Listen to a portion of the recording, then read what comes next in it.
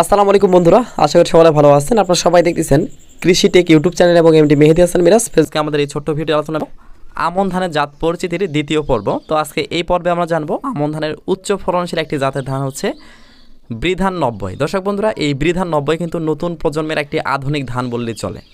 এই ধানটি কিন্তু বাংলাদেশের বিভিন্ন অঞ্চলে চাষ করা হয়েছে এবং সারা ফেরানো ধান একটি, যে আমাদের হচ্ছে যে বৃধান 34 বা আমাদের চিনেগুড়া যে চালগুলো চাষ করি বা পোলাও রান্না করার জন্য বা পায়েস রান্না করার জন্য যা ভাতগুলো আমরা খাই যেগুলো রান্না করে, সেগুলো রান্না করার জন্য যে জাতগুলো আমরা চাষ করি সবচেয়ে বিশেষ করে বৃধান 34 বা চিনিগুড়া যেটাকে বলা হয়, একদম সেম কোয়ালিটি ডিসপ্লের উপর দেখতে পাচ্ছেন, একদম কন্ডিশন ওই রকম।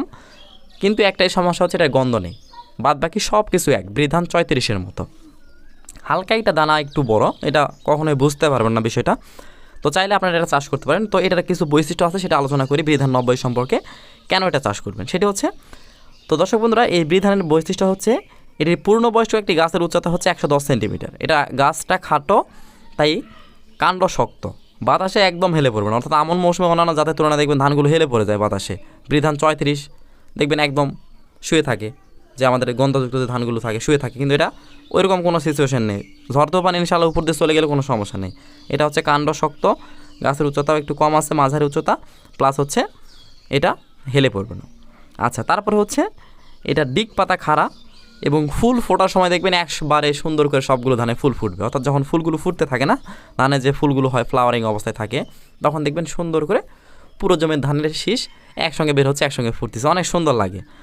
আর এটার পাতাগুলো খাড়া থাকে, সবুজ অংশ বেশি দেখা যায়, তাই ক্লোরোফিলটা অনেক দিন পর্যন্ত বিদ্যমান থাকে, যার কারণে ধানের ফলনটি ভালো পাওয়া যায় অন্যান্য জাতের তুলনায়।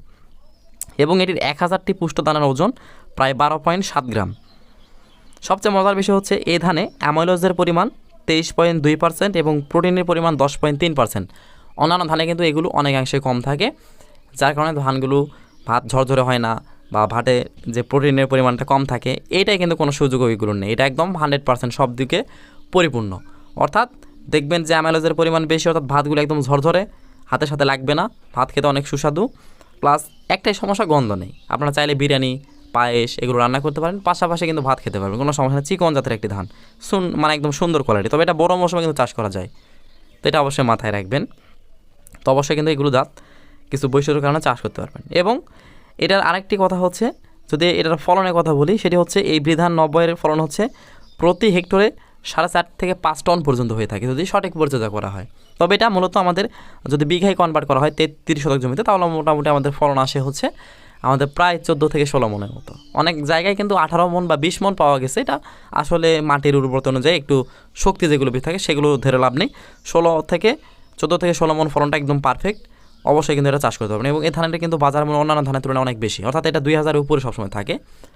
এবং এটা যে চিকন কোয়ালিটির ধান কথা বললাম, তো অবশ্যই কিন্তু এইগুলোর কারণে কিন্তু আপনারা চাষ করতে পারবেন। বৃধান 90, বৃধান 34-এর পরিবর্তে চাষ করতে পারবেন, এবং ভাত খাওয়ার জন্য একদম পারফেক্ট কম্বিনেশন। তো আশা করি অবশ্যই বুঝতে পারলেন যে বৃধান 90 কেন চাষ করবেন, আর এই ধানগুলোর বীজ আপনারা কীভাবে সংগ্রহ করবেন। দর্শক বন্ধুরা, এই ধানের বীজগুলো কিন্তু কৃষক পর্যায় থেকে সংগ্রহ করতে পারবেন। এটা আমাদের স্থানীয় দেশীয় জাতের বীজ, কোনো হাইব্রিড হয় না, বিভিন্ন কোম্পানি তৈরি করতেছে, পাশাপাশি আপনারা কৃষক পর্যায় থেকে সংগ্রহ করতে পারবেন। এবং যদি আপনারা না পান, সেক্ষেত্রে কী করবেন, আপনাদের এলাকার যে উপসরকারি কৃষি কর্মকর্তা আছে তাদের সঙ্গে যোগাযোগ করবেন, ভাই আমার এই বীজটা লাগবে, আপনারা দেন। অবশ্যই আপনারা বীজটা নিয়ে যেয়ে লাগাবেন। সাধারণ যে ধানগুলো রোপণ করেন একদম সেম কোয়ালিটিতে সেভাবে রোপণ করবেন, কোনো পার্থক্য নেই, এটার যে পরিবর্তন কোনো নেই, একদম সেম কোয়ালিটিতে আমন মৌসুমে, বড় মৌসুমে, দুটি মৌসুমে চাষ করতে পারবেন। তো আশা করি বুঝতে পেরেছেন। যদি এই ভিডিও ভালো লেগে থাকে অবশ্যই লাইক, কমেন্ট, শেয়ার করবেন, এবং নতুন নতুন ভিডিও অবশ্যই চ্যানেলটিকে সাবস্ক্রাইব করে রাখবেন। আল্লাহ হাফেজ।